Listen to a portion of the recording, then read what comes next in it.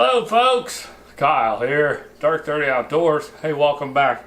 Today I'm going to bring you a product review of the Akaso V50 Elite. This was my very first action camera, and so I'm going to bring you a review of it. I'm going to talk about some of the pros and the cons.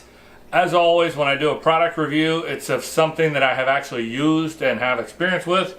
So as I just stated, this was my very first one. I've been using it for about two and a half years.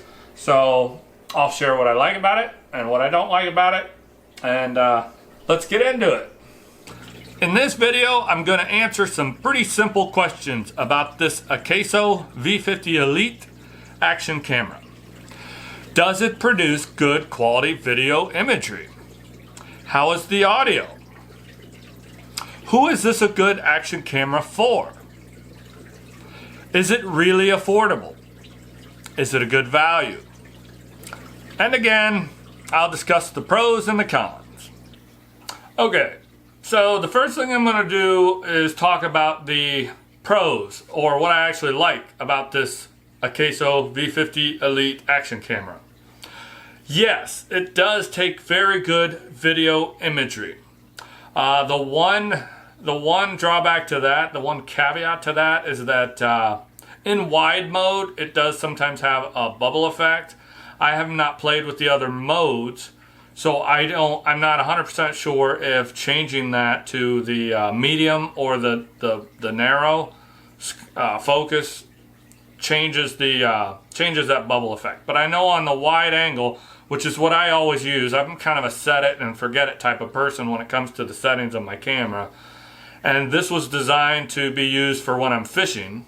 And that's my personal use for this. And fishing and kayaking predominantly. And so I wanted it to have the wide angle so it's capturing the action. If the fish goes left or right or whatever, it's still going to be on camera. And yes, it will produce a little bit of that bubble effect that you sometimes see in action cameras. I don't know if changing the settings will help that, but that's one caveat to it having good video imagery. But it does. It films in 1080, it films in 4K, all the various speeds, frames per second speeds that comes with that. So that's not a problem at all. The second thing that I really like about this action camera is that the audio is really, really good. It does not take an external mic. It doesn't have a jack or input for that. Again, I went into the settings and I kind of set it and forget it, but I turned on the wind noise reduction feature. And this camera, it actually does a pretty good job of cutting out a lot of the wind noise when I'm out on the water fishing or kayaking, and it does a great job. And then a third thing that I really like about this action camera is that it comes with a ton of accessories. All the little mount deals and the screw-ins and the attachments that you would need to put it on a harness, whether it's a chest harness, a shoulder harness, a hat harness, a tripod, whatever the case may be that you want to attach this to, a selfie stick, a boom stick, whatever. It comes with all those little accessories. It comes with it also comes with a remote control. It also comes with a waterproof casing. The camera by itself is not waterproof, but it does have a casing that you can put it in that seals it and does make it waterproof up to a certain depth. Now, that does affect the audio, and there's just no getting around that unless you were to use a separate audio recording device. I will say this, and you won't see this anywhere else. This is a Dark 30 Outdoors exclusive. The manufacturer of this action camera does indicate that it is not waterproof outside of the case. However, my personal experience, I was kayaking and I dumped, and this thing got fully submerged in the water. Now I pulled it out immediately and began trying to dry it out, whatever. But this thing got dunked in the water. I let it dried it out for a couple weeks, and it still works. I thought it was going to be ruined, but no, it actually still works, even though it was dunked in the water. So I don't think that makes it waterproof. I don't think you want to try to film underwater outside of it being in the waterproof casing. But if it gets wet, it's not ruined. Okay, now let's talk about some of the cons of the Akaso V50 Elite action camera. The biggest one is probably the build quality.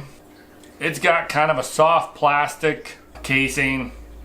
It's pretty cheap. First one that I had, the touch screen, the view screen on the back, it got cracked down the center just from wear and tear, regular use, fishing, kayaking. It might have got bumped by a fishing rod a few times. But yeah, so it got a pretty substantial crack, and so the sensitivity of the touchscreen was almost gone. It was almost impossible to get to the settings to reformat the card or anything. So that became a real problem, and I ended up writing a review. The website that I bought it from, which is a really popular website, you'll find a link down in the description of this video. So after writing the review, they reached out, they emailed me, and they said they'd like to send me a replacement. So they did, they sent me a replacement. And the replacement, the battery cover is super flimsy and loose. I don't know if you can see that, but it doesn't want to focus. But yeah, it's pretty chintzy, to be honest with you. And at some point in time, this got knocked around a little bit, and it does have some tiny little cracks in the screen there, if you can see that. It has not interfered with the sensitivity of the touchscreen. I can still get in and change the settings and format cards and do those things, so that's good. But I definitely knocked this action camera down on build quality. It does not have very good build quality. It's not very durable. I'll tell you another con about this camera as far as practicality and ease of use as a fisherman. A lot of times when I'm fishing, I may not want to film the whole day, so I'm just gonna turn it on and hit record when I get a fish on the end of the line. So I'll show you just how annoying that is. I'm gonna push the button right now. 1,000, 2, 1,000, 3, 1,000, 4, 1,000. Over there, it's almost 5 seconds before it finally turned on. I have it set in the settings to start recording right away when it comes on, because it takes forever for it to turn on. If I set the hook and push the button on the camera, it's going to take me a second, maybe 2 seconds to get to the button, whether it's on my hat or shoulder harness or whatever. We're talking 7, 8 seconds have gone by when this thing starts recording. I don't like that. I don't like that at all. Another con is the battery life. These are the factory batteries that came with it in their charger. They last about 30 minutes. I found some aftermarket batteries and I purchased those. They last about 45 minutes. So that's a little bit of a con. It does come with a remote.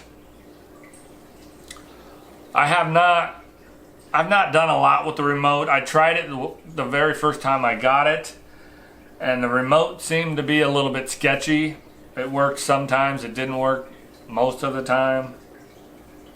The camera has voice commands.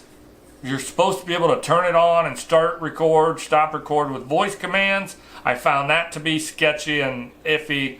Didn't seem to want to work well for me at all, so I stopped using that.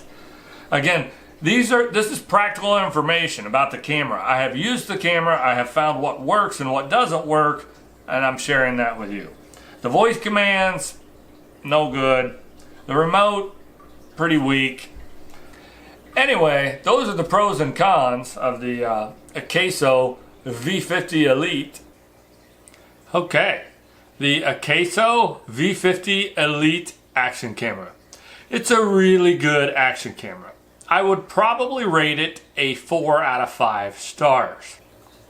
Early on in this video, I posed the question, who would this be a good action camera for?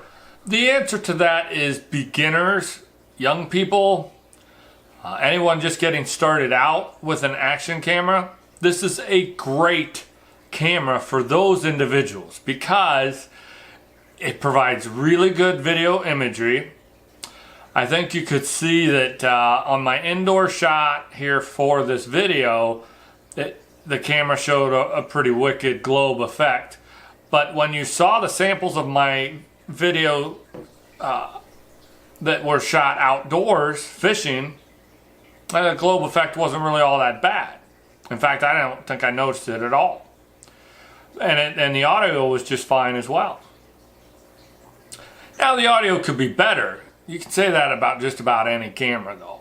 So for the money and for all the accessories and for a camera that provides really good video imagery and audio, I think it's a great value. But it does work. It produces just video just fine. And I did see online that the newer versions have a zoom to them. So I don't know, maybe they're making it better. I would hope that they're making it just a little bit more durable. So we're talking about an action camera that is pretty much half the cost of a GoPro. So, I mean, it's a really good value. Overall, I rate it a 4 out of 5.